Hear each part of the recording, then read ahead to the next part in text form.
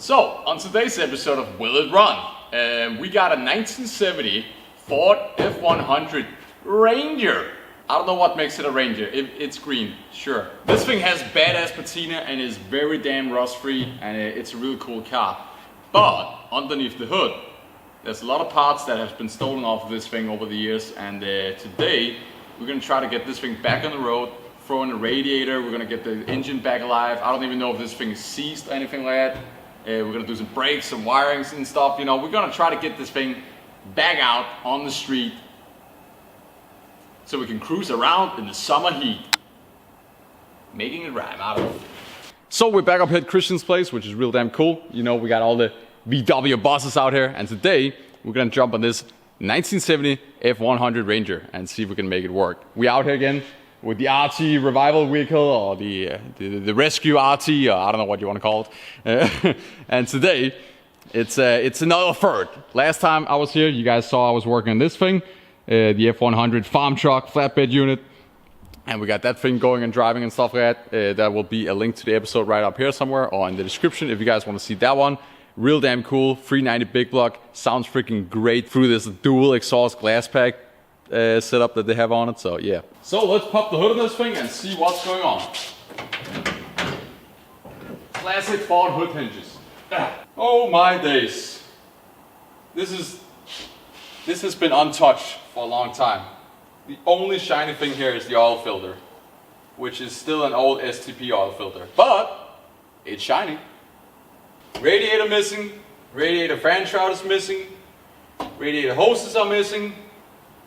Pretty much anything called the coolant system up here is gone. Will you quiet up, please? It's storming outside, so apparently the roof are doing some...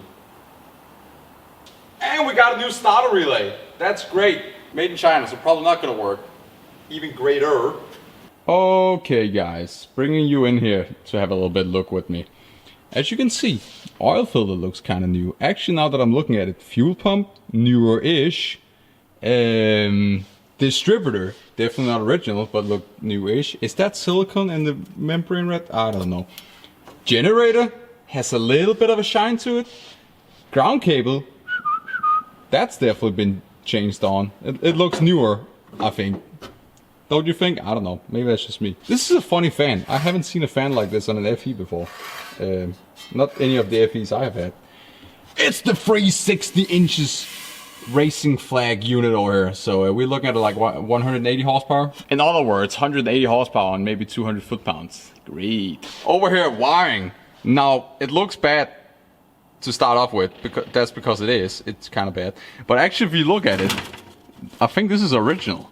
I just think they removed like the electrical tape, because there's no splices or nothing. There's only one red jumbo wire for something. Probably the boom tube system inside, the radio. That's the only jumbo wire there is. Everything else is brand new. Brand new? This is brand new. That's a brand new wiring harness. No way, that's like an LMC truck wiring harness. Okay, sure, great. That goes over here to the alternator. Alternator. And then we got a new ground battery down here. Cable. So that's really nice shape. But if you look at the positive side of things, which in this case is negative, this kind of looks like lava rock or volcano rock, or it's seen some things, okay? But we'll make it work. Sure. Let's just put a battery in here and see if that new wiring harness can make some fire. So before even doing anything else, actually, let's see if this engine actually turns over. We're gonna put some pressure on it. Oh, it botched a little bit. Can we turn it the other way? Let's see if I can turn it the other way. Like this, maybe? No? I kind of hit like a rough spot, I feel like. Let's try this again. I'm just gonna reposition the fan right there, and then... Oh, there you go. It's turning. Okay. I could probably loosen up the generator and put some tension in that belt, and I could probably turn it. Guys, I'm sorry about that roof. It is literally storming outside and it sounds terrible in here. It's just going... Oh, there you go. Little bit of V-belt tension. And we got success in this situation. Man, it's turning pretty easy. That's nice. Well, it's a 360. And if I remember correct, and if I remember correct, the 360 only has like 8:1 compression or something. Like really low compression. Battery? Try to crank it over, I guess? Let me check oil real quick first. Let me check oil. And let's also see what kind of ignition we got. It's a 1970, so I believe Ford still had points and condenser at this point, right? Yeah, because the next thing they got was their whole Duraspark unit thing, which that's a whole nother thing. Let's not talk about that. That's just gonna get my head hurting. Ooh, let's get down here and pull the old dipstick. Oh, this looks mint. That's great. On the other hand though, it is overfull, like 3 times overfull. It's just a little extra oil for preservation. Also, manual steering truck and also manual brakes. How I like them. Simple and they work. And let's be honest, if you can't turn them or brake them, well, you gotta do some workout stuff. Train. Also, we still got some AC stuff going on here, so most likely want to, you know, get rid of that or get it out of the way because it's in the way. I hate AC stuff. There's no need for it. You got wing windows. Okay, let's get the air cleaner off here and see what we got going on down in here. Oh hell yeah, the old 2-barrel. That's all 360 engines, I believe, were 2-barrel. It looks like the whole wiring harness for the ignition and stuff has been hot, to say the least. I have never seen that before. The whole wiring harness is just like crisp like Dorito chips, you know what I mean? Carburetor seized. Oh hell no, this thing works perfect. Well, my bet is we don't got brakes, because the brake master is already open. Cover has been off. It kind of looks like the Mojave Desert down there. So brake situation, yeah, we already know we gotta do that. Let's look into the distributor real quick and see if we got a Petronics kit, if we got a freaking MSD 6L80, or if we got, okay, we got contact system. Sure. Let's try to throw a battery in it. Just, you know, see if it cranks. And then we can also check if we got some of this, you know. Bzz, bzz, bzz. Big block, big battery. SAT cable, or the minus, or the negativities. A lot of names for bad things. Plus, minus, what's what here? That's the old plus. The good time. Sure, battery is a little big, but this battery cable. We got an inch. You can do a lot with an inch, fellas. It's not about the size, it's about the surprise. What? I don't know. Battery cable. Whoa, we got sparks. Let me jump in the cap and see if we got what a treat. Oh, by the way, C10 guys, 4 doors, way better, okay? They are way nicer. Especially if you don't change out your weather stripping, because apparently the new Chinese weather stripping is like too thick, so you mess up your door gap, and that's a whole nother story. But when it's stock, listen to this. I mean, one finger, right? How neat is that? I love 4 doors. 4 doors for more okay shit. Because I don't know what they did with this new wiring harness. We got one cable over here that's not even connected to anything. Actually, I don't think anything is connected on the backside of the generator. Okay, so I just checked inside the cabin and we have 0 lights, we have 0 ignition sticks, no heater, blower motor, we have nothing. So somewhere along the line, this thing right here, I do believe, is some way connected to being the main power into the truck. In other news, if I put the ground on here, right, and then if I put the ground on here, right, and then we get a little bit of load right there, a little bit of sparkles. So I believe that's for inside the cabin. Look at all these leaves. There's just leaves everywhere.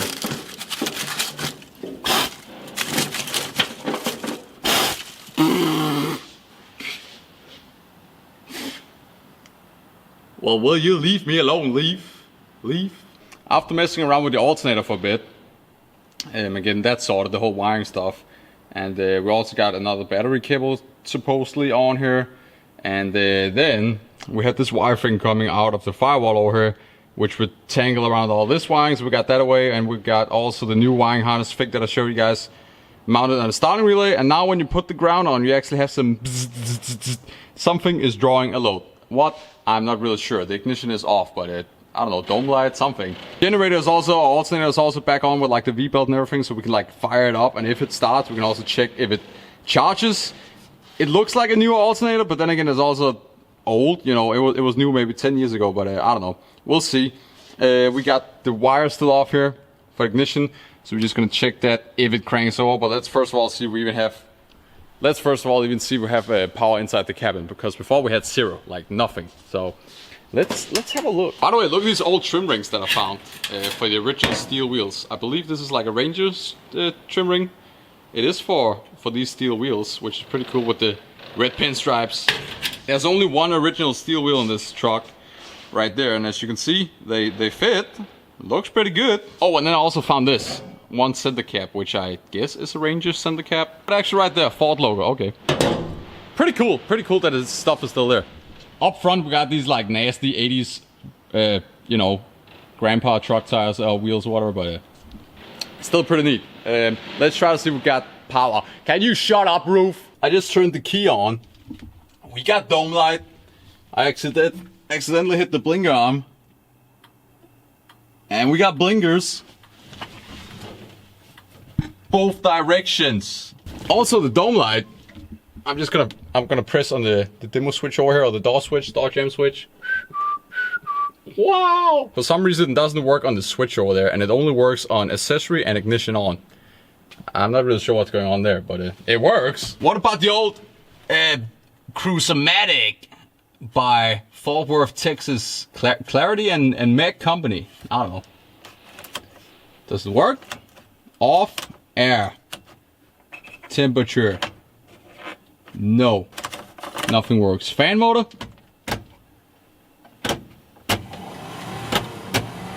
What? No way. That's cool. Oh. Oh, it's missing the small detent balls for the glove compartment. That's why that just fell out. Been there, done that. There you go, fixed. You never saw it. And key. Oh. That's in gear. And I'm this close to the wall right now. Oh, wait a minute. This is a free on the tree. I thought it was an automatic. Overdrive. What? Look at this. It has like an overdrive lever over here. I literally been dreaming about owning a bump cycle, like a free on the tree or whatever, like manual brakes, manual steering, manual everything. Please don't say we gotta buy this. We probably gotta buy this and keep it for ourselves. I'm just saying this right now. We're probably gonna have to. Tell myself I don't need it, because I don't need it. I don't need it. Even the wing windows work. Shit the bit. Okay, so this is free on the tree, right? And you don't get this like anywhere in Europe, because well, we didn't have these cars pretty much from new, so they kind of ran stuff. Anyway, free in the tree, right? You pretty much have your H pattern, first, second, third. And I'm not really sure on this thing with overdrive. I think it's still just third, and then you pull that lever and you get overdrive. Anyway, so first, second, third, reverse, right? You just take this pattern and put it up there on the steering column. So you got clutch in, right? First, second, third, and read to the verse. I did notice when I pulled the gear lever, I was like, it feels kind of weird. Something is not right here with the transmission. But it's because it's a manual. It's not an automatic. How cool is that? F100 Ranger, no power brakes, no power steering, manual transmission, free on the tree, with overdrive, which I have no idea how that works, but I'm really interested in that. Okay, let's see if this thing cranks. Clutch in. It definitely has like a gallop or miss or something. And I almost also want to say it maybe has like a rod knock or something. It has like a ga-dunk, ga-dunk, ga-dunk, ga-dunk. Oh, could it be the fan hitting the whole wiring situation a bit over here? Wait a minute! Okay, what we're gonna do next is we're gonna check if this thing has spark. If it makes a that thing. And then after that, if we do have spark, then what we're gonna do is we already got a jerry can, and the last owner already, I don't know, supposedly tried to start this thing. So there's a hose from the fuel pump just hanging underneath the car. So we're gonna shove that hose right into that jerry can and see if the fuel pump gonna pull up some fuel. We're gonna help it a little bit on the way though and squirt some fuel into the carburetor so it actually lights off, you know, so it pumps quick and stuff. Anywho, first, do we got sparks? Okay, so we got the sparkulator tube off.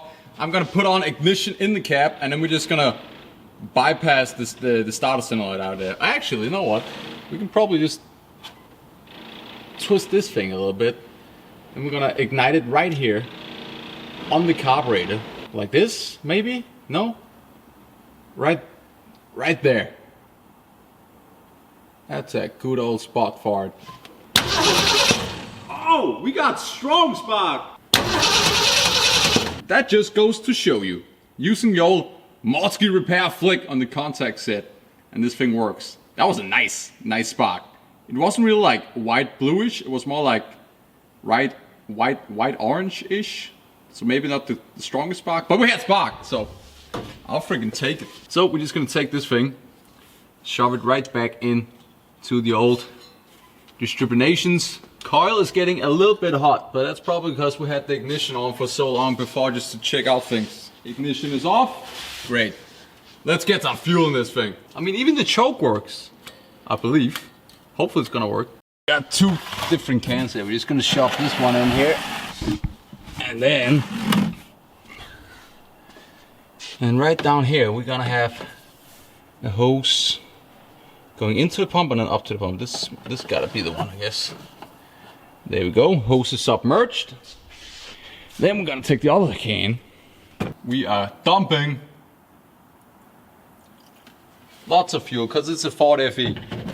All right, I'm gonna jump in because if I start this thing in gear again and it actually takes off, that wouldn't be so good, would it be? Oh, those factory doors, they close so nice. One more time for the boys.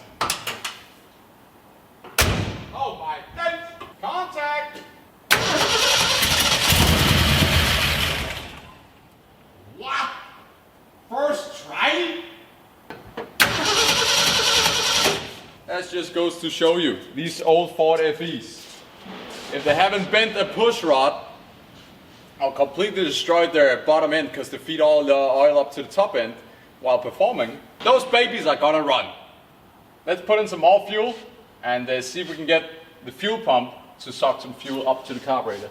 Man, I already think we got accelerator pump. I'm not really sure. We're gonna dump a little bit more fuel in there. This thing lighted right up.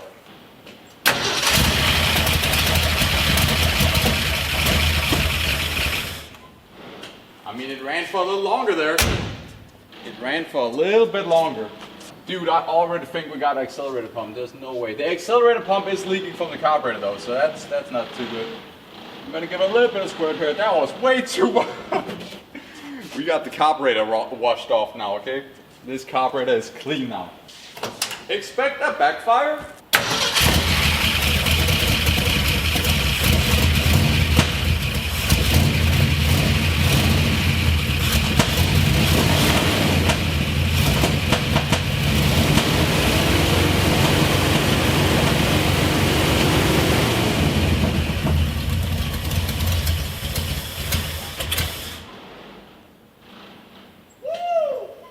This truck is so happy it started to wink at me.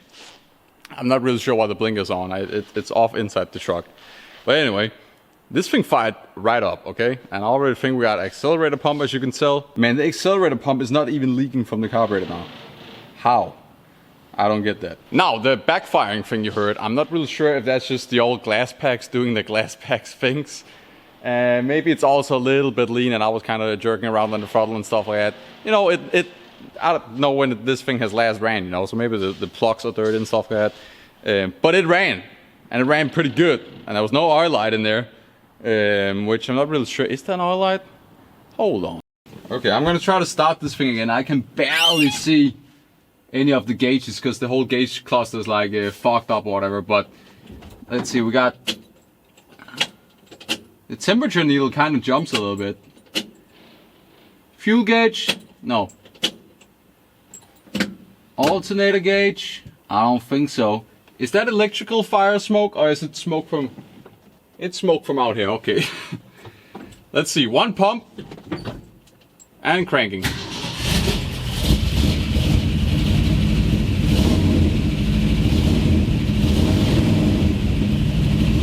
The oil pressure gauge is coming up now.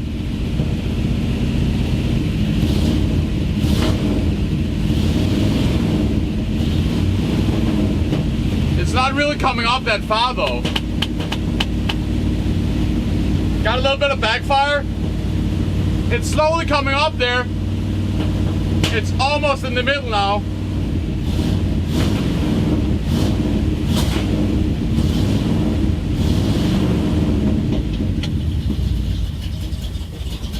Oh, it's still running.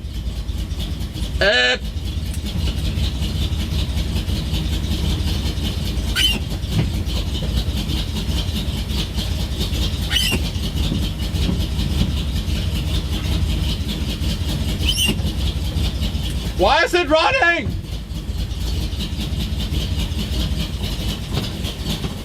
There you go. Okay. There's no coolant in it, so that's why I didn't want to run it for that long. Why does it run on its own? Ignition is off, right? Why is the dome light not working now? There you go, now the dome light is working. Okay, let's get out of here.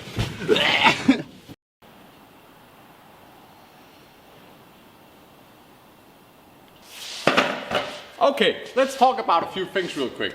The backfiring kind of went away at the last minute. The oil pressure came up on the gauge almost on the middle. This thing runs pretty good, but it has a small kind of like valve train noise or whatever, and that could be an FE. Bent push rods, which could also contribute to the backfire thing. So maybe this engine is not as good as it maybe sound right now because I'm just hyped about, oh, it actually runs and drives. It just kept running even though I turned the key off. Not really sure why I did that, because everything is wiring, because all the wiring seems factory, so I don't know, I'm gonna have to look into that. And clutch worked to actually kill the truck, so that's pretty good. However, the clutch only grabbed like the last inch or whatever of the pedal in second gear. I don't know why first gear didn't really seem to do anything. So yeah, broken transmission, I don't know. Probably also a clutch and flywheel that is very rusty and stuff that maybe has to break in a little bit again. I have no idea. And I don't got any brakes, so kind of brave to actually, you know, put it in gear and not wreck the whole thing. There's a lot of damn smoke in here because it's burning off a lot of stuff. In other words, success. Okay, so I just checked with the multimeter, and this thing, why it's so hot is because it's on all the time. For some reason on this factory plug we got 12.2 volts all the time, even though this truck is shut off and everything. That also explains why we had a load when we were putting the wires on and it was sparkling, because this thing was live.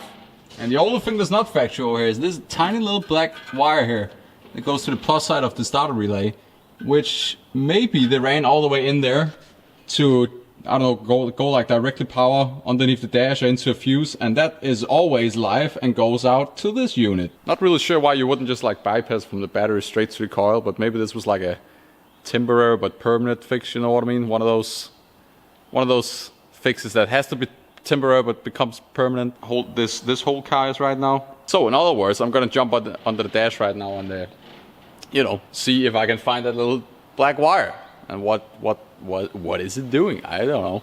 Okay, as suspected, the long black wire went all the way in through the cabin, over the AC unit thing, down into the fuse box, and then it was hooked into a like accessory ignition plus or whatever, or a constant 12 volt, probably for like AC units and stuff like that. However, then from the ignition switch down to that wire, by the way, they both ended in two bare wires, like copper wire. They were like tangled together, like, I don't know, terrible connection. But anywho, took that off, and now we got factory wiring, 12 volt ignition on, nothing with ignition on.